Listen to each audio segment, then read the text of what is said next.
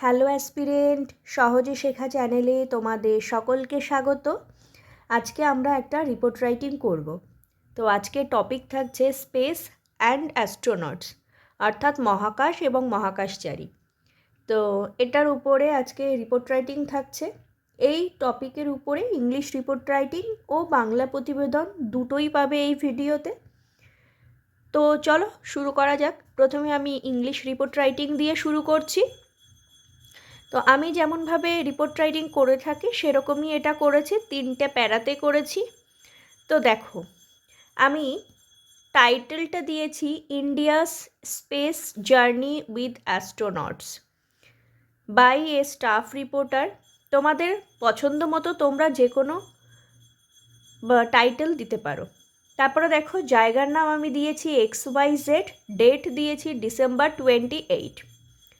প্রথম প্যারাতে কী লিখেছি দেখো, India অ্যাচিভস major milestone in space missions, India's budget 2025 to 2026 significantly boosts the space vision with a 13,416 crore allocation for ISRO। তো প্রথমে আমি দিয়েছি যে ভারতে এই স্পেস মিশনটা একটা বিশাল বড় জায়গা দখল করে আছে এবং এই স্পেস মিশনের জন্য ইসরোকে কত টাকা বরাদ্দ করেছে এবার বাজেটে, তো সেটা আমি একটু উল্লেখ করেছি, অর্থাৎ আমি একটু ডেটা পুট করেছি। এটা ছিল প্রথম প্যারা। তো দেখো দ্বিতীয় প্যারাতে আমি কি লিখেছি, India's place in space technology is strong and significant, especially its ability to successfully launch missions, satellites, and deep space missions at low cost has established it as a major power on the world stage। তো এখানে আমি একটু elaborate করেছি, প্রথম যে লাইনটা দিয়েছিলাম সেই লাইনটাকেই একটু এলাবোরেট করে লিখেছি যে ভারতে যে স্পেস টেকনোলজি সেটা কতটা স্ট্রং এবং সেটা কতটা প্রভাব বিস্তার করছে কম খরচের মধ্যে, সেটা নিয়ে লিখেছি।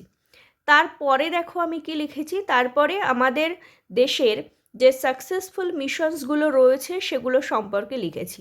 দেখো লাইনটা কি দিয়েছি, India's successful space missions include Chandrayaan 3 2023। পাশে আমি সালগুলো দিয়ে দিয়েছি। তোমাদের যদি লেখার সময় সাল মনে না থাকে তাহলে তোমরা লিখবে না, কিন্তু যদি লেখো তাহলে সঠিকটাই কিন্তু লিখতে হবে।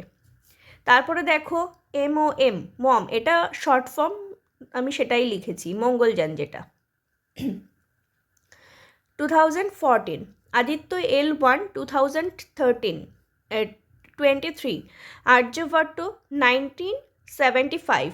এটা সবার আগে দিলে ভালো হয়, যেহেতু এটা প্রথম স্যাটেলাইট, তো এটা প্রথমে দিলে আরও ভালো হবে। তারপরে দেখো স্পেস ডেক্স 2024, এগুলো দিয়েছি আমাদের দেশের সাকসেসফুল মিশনসগুলোর নাম। এবার আমি দিয়েছি কিছু অ্যাস্ট্রোনটসের কথা।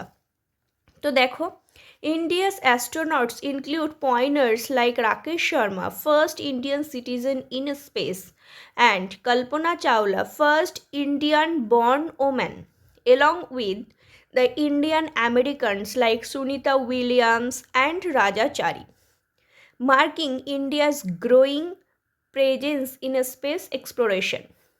তো এখানে আমি মহাকাশচারীর নাম দিয়েছি যে রাকেশ শর্মা, যিনি প্রথম ভারতীয় যিনি মহাকাশে গেছিলেন, তারপরে কল্পনা চাওলা যিনি ভারতে জন্মগ্রহণ করেছিলেন, এবং সঙ্গে কিছু ভারতীয় বংশভূত কিছু অ্যাস্ট্রোনটসের নাম দিয়েছি, যেমন সুনিতা উইলিয়ামস, ইনি বর্তমানে খুব চর্চায় আছেন, আর রাজাচারী, নাদের নাম দিয়েছি।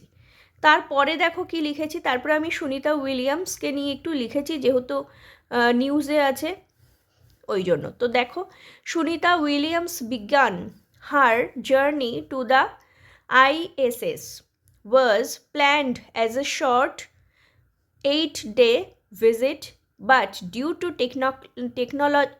technical issues she had to stay for 9 months।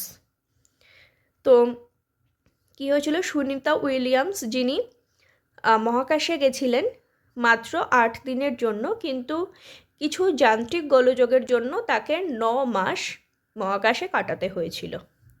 তারপরে দেখো লিখেছি, recently Shubhanshu Shukla, the first ISRO gaganyatri and only the second Indian in space. তো এখানে আমি একটা কোটেশন ব্যবহার করেছি। কোটেশনটা কার দিয়েছি? কোটেশনটা দিয়েছি শুভাংশু শুক্লা, যিনি সবেমাত্র মহাকাশ থেকে ফিরেছেন। তিনি হলেন দ্বিতীয় মহাকাশচারী ভারতের হয়ে তিনি ছিলেন দ্বিতীয় মহাকাশচারী। তো তার সম্পর্কে লিখেছি, এবং সঙ্গে আমাদের দেশে যে মহাকাশ নিয়ে আগামী যে প্রজেক্টগুলো রয়েছে সেগুলোকে আমি এনার কোটেশনের মাধ্যমে ব্যবহার করেছি। তো কিভাবে লিখেছি সেটা একবার দেখো। Recently Shubhanshu Shukla, the first ISRO gaganyatri and only the second Indian in space, said, "We have already set bold ambitions. Mission Gaganyaan, the Bharatiya Antariksha Station, landing on the moon. There's huge energy in this field. The next 10 to 20 years will be transformative." তো এটা ছিল আমার দ্বিতীয় প্যারা। শেষ প্যারাতে আমি কি লিখেছি একটু দেখো। The Indian government emphasized that India's space program goes beyond scientific discovery, serving as a tool to empower citizens and drive economic and social development. তো এটা ছিল ইংলিশ রিপোর্ট রাইটিং, অনেকটা বড় হয়ে গেছে। তো তোমরা তোমাদের পছন্দ মতো লাইনগুলো নিয়ে ছোট করে কিংবা আরও একটু বড় করে নিয়ে লিখতে পারো। তো দেখো এবার আমি এই টপিকের উপরেই কিভাবে বাংলায় লিখেছি। শিরোনামটা আমি দিয়েছি দেখো, মহাকাশ দখলে ভারতীয় মহাকাশচারী। তোমরা তোমাদের মতো আলাদা শিরোনাম দিতে পারো মহাকাশ বা মহাকাশচারী নিয়ে। তো দেখো তারপরে নিজস্ব সংবাদদাতা, জায়গার নাম আমি ক খ গ দিয়েছি, তারিখ ডিসেম্বর 28 দিয়েছি। তোমরা বাংলা প্রতিবেদনে যখনই কোনো সংখ্যা ব্যবহার করবে সেই সংখ্যাটা অতি অবশ্যই বাংলাতে ব্যবহার করবে। তারপরে দেখো এখানেও আমি ইংলিশ রিপোর্ট রাইটিংয়ের মতো 3টে প্যারাই ব্যবহার করেছি। দেখো, ভারতের মহাকাশ গবেষণা সংস্থা বা ইসরো সাম্প্রতিক সময়ের নানা সাফল্য আপামর ভারতবাসীকে গর্বিত করেছে। 1969 সালে পথ চলা শুরু করে মাত্র কয়েক দশকে মহাকাশ গবেষণায় ভারত যে সাফল্য অর্জন করেছে তা এক কথায় অকল্পনীয়। সারা বিশ্ব এখন মহাকাশ গবেষণায় ভারতের সাফল্যকে সম্মান করছে। তো এটা ছিল প্রথম প্যারা। দ্বিতীয় প্যারাতে কি লিখেছি দেখো, মহাকাশ প্রযুক্তিতে ভারতের স্থান বেশ শক্তিশালী ও গুরুত্বপূর্ণ, বিশেষত কম খরচে সফল মিশন স্যাটেলাইট উৎক্ষেপণ একে বিশ্বমঞ্চে প্রধান শক্তি করে তুলেছে। এই সাফল্যের পিছনে আছেন রাকেশ শর্মা, প্রথম ভারতীয় মহাকাশচারী, এবং কল্পনা চাওলা, প্রথম ভারতীয় বংশোদ্ভূত মহিলা। এখানে একটু বলি, আমি ইংলিশ যে রিপোর্ট রাইটিংয়ে যে সমস্ত লাইনগুলো ব্যবহার করেছি সেই সমস্ত লাইনেরই বাংলা করার চেষ্টা করেছি। তো তারপরে দেখো তারপরের লাইনে কি লিখেছি, তবে এবার মহাকাশ গবেষণায় ভারতের মুকুটে নয়া পালক যোগ করেন শুভ্রাংশু শুক্লা। 40 বছর পরে আবারও কোনো ভারতীয় মহাকাশচারী মহাকাশে পাড়ি দিয়েছিলেন। অ্যাক্সিওম 4 নামক ওই অভিযানে বাছা হয়েছিল ইলিয়ন মাস্কের সংস্থা স্পেস এক্সের ড্রাগন মহাকাশযানকে। তবে বিপদের মুখোমুখি হতে হয়েছিল সুনিতা উইলিয়ামসকে। 8 দিনের অভিযান হওয়া সত্ত্বেও তাকে ও তার সঙ্গীদের ফিরতে হয়েছিল প্রায় 9.5 মাসের মাথায়। তো এখানে আমি দুজন অ্যাস্ট্রোনটের কথা বলেছি যারা বর্তমানে সংবাদে আছেন। তো প্রথম শুভ্রাংশু শুক্লা, তিনি ছিলেন পুরো ভারতীয়, আমাদের লখনৌয়ের ছেলে। আর তারপরে সুনিতা উইলিয়ামস, যিনি ভারতীয় বংশোদ্ভূত। তো এই দুজনকে আমি দিয়েছি, এই দুজনের নাম আমি দিয়েছি এবং তাদের সম্পর্কে একটু বলেছি।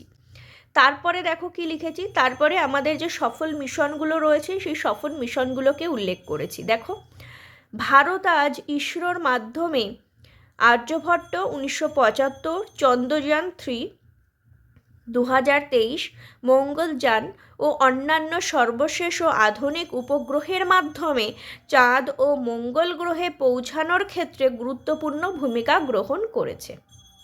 তো এটি ছিল দ্বিতীয় প্যারাগ্রাফ। তারপরে দেখো তৃতীয় প্যারাগ্রাফে কি লিখেছি, অর্থাৎ শেষ প্যারাগ্রাফে, ভারতীয় মহাকাশ গবেষণা আজ শুধু প্রযুক্তিগত উৎকর্ষ নয়, বরং আত্মনির্ভরতার প্রতীক হয়ে উঠেছে। দেশের ভবিষ্যৎ প্রজন্মের জন্য মহাকাশ খাত এক নতুন দিগন্ত উন্মোচনের দরজা খুলে দিয়েছে, যা আগামী দিনের ভারতকে বৈশ্বিক নেতৃত্বে আসনে বসাবে। তো এটি ছিল বাংলা প্রতিবেদন। তোমাদের প্রতিবেদনগুলো কেমন লাগছে আমাকে অবশ্যই জানাবে। এটাতে কি তোমাদের উপকার হচ্ছে সেটাও আমাকে একবার জানাবে। তো তোমাদেরকে আরেকবার বলি যে তোমরা একবার প্লেলিস্টটা চেক করে নেবে, কেননা আমি ওখানে সমস্ত রিপোর্ট রাইটিংগুলো এবং ট্রান্সলেশনগুলো একটা জায়গাতে করে দিয়েছি। তাহলে তোমরা বুঝতে পারবে যে তোমাদের কতগুলো কমপ্লিট হয়েছে, কতগুলো বাকি রয়েছে। তো এরকম আরও রিপোর্ট রাইটিংয়ের ক্লাস আসবে। এমন ক্লাস করার জন্য সহজে শেখা চ্যানেলের সাথে থাকো, ফলো করো, নিজেরা প্র্যাকটিস করো, পজিটিভ থাকো। Thank you.